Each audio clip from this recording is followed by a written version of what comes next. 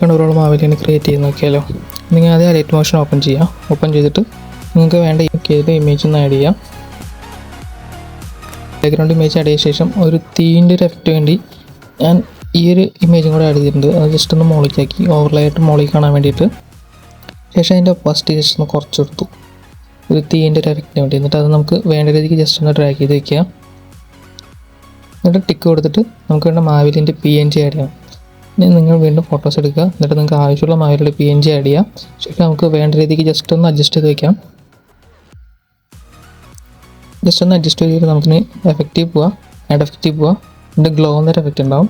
ആ glow effect ഒന്ന് add ചെയ്തിട്ട് നിങ്ങൾക്ക് വേണ്ട രീതിക്ക് റേഡിയസും ആൽഫയും ജസ്റ്റ് ഒന്ന് കൂട്ടി കൊടുത്താൽ ഇതേപോലൊരു എഫക്റ്റ് ഗ്ലോ എഫക്റ്റ് കിട്ടുന്നതാണ്.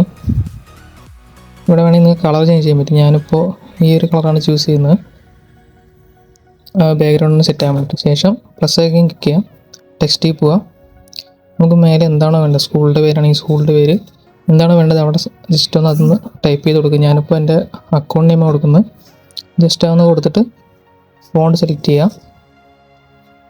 എനിക്ക് ഇഷ്ടമുള്ള ഫോണ്ട് സെലക്ട് ചെയ്യാം. ഞാൻ ജസ്റ്റ് ബോൾട്ടായിട്ടൊരു ഫോണ്ടാണ് സെലക്ട് ചെയ്യുന്നത്. ഈ ഒരു ഫോണ്ട് സെലക്ട് ചെയ്തിട്ട് കളറിൽ പോയിട്ട് ഒരു യെല്ലോ കളർ കൊടുക്കുകയാണ്. ശേഷം കളറിൽ പോയിട്ട് ജസ്റ്റ് ഇതിൽ പോയി കഴിഞ്ഞാൽ നിങ്ങൾക്കൊരു യെല്ലോ ഷെയ്ഡ് നന്നായി എടുത്ത് കാണാൻ പറ്റുന്ന പോലത്തെ ഒരു ഷെയ്ഡ് കിട്ടും.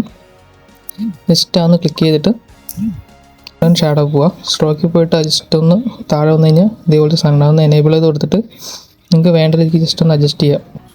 അപ്പോൾ ആ ടെക്സ്റ്റ് നന്നായി എടുത്ത് കാണും. എന്നിട്ട് നിങ്ങൾക്കത് മേലെ ജസ്റ്റ് ഇവിടെ നിന്ന് സെറ്റ് ചെയ്ത് വയ്ക്കുക. എന്നിട്ട് വേണ്ട രീതിക്ക് ഒന്ന് സൈസൊക്കെ ഒന്ന് അഡ്ജസ്റ്റ് ചെയ്ത് കൊടുത്തിട്ട് ഇനി വീണ്ടും വേണമെങ്കിൽ നിങ്ങൾക്ക് ടെക്സ്റ്റ് ആഡ് ചെയ്യുന്നതാണ്. ഞാനിപ്പോൾ ജസ്റ്റ് ഒന്ന് പ്രസൻറ്റ് എന്ന് പറഞ്ഞിട്ട് ഒന്ന് ടൈപ്പ് ചെയ്ത് കൊടുക്കണം. ടൈപ്പ് ചെയ്തിട്ട് അതേ രീതിയിൽ തന്നെ ചെയ്യാം. ഇപ്പോൾ ചെയ്ത രീതിക്ക് തന്നെ ടെക്സ്റ്റിന് അഡ്ജസ്റ്റ്മെൻറ്റൊക്കെ ചെയ്യാം.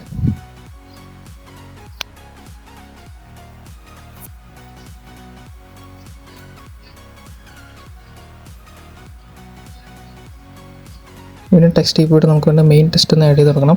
അതിനുവേണ്ടി ഞാനിപ്പോൾ കോഡ് FML എന്ന ആപ്പ് യൂസ് ചെയ്യുന്നത്. ഇതിൽ പോയിട്ട് നമുക്ക് എന്താണോ വേണ്ടത് ആ പേര് ജസ്റ്റ് ഒന്ന് ടൈപ്പ് ചെയ്യാം.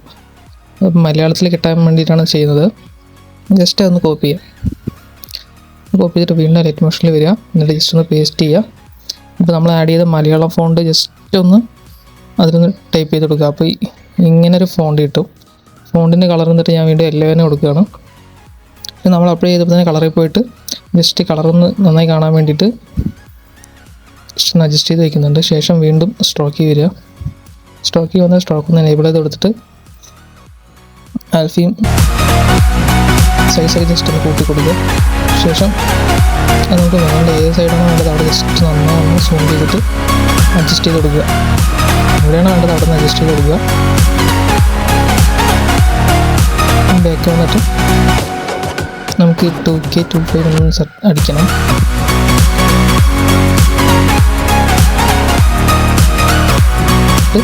എല്ലാം തന്നെ ഞാൻ കൊടുക്കുകയാണ്. പക്ഷെ അതേ സാധനം റിപ്പീറ്റ് തന്നെ ചെയ്താൽ മതി. നമുക്ക് ഫോണിൽ കറക്റ്റ് ചെയ്തിട്ട് അറിയാം. ഫോൺ അത് ചെയ്തിട്ട് സ്ട്രോക്ക് ഒന്ന് എനേബിൾ ചെയ്ത് കൊടുത്തിട്ട് നമുക്ക് വേണ്ട സാധനത്ത് ജസ്റ്റ് ഒന്ന് അഡ്ജസ്റ്റ് ചെയ്ത് വയ്ക്കാം.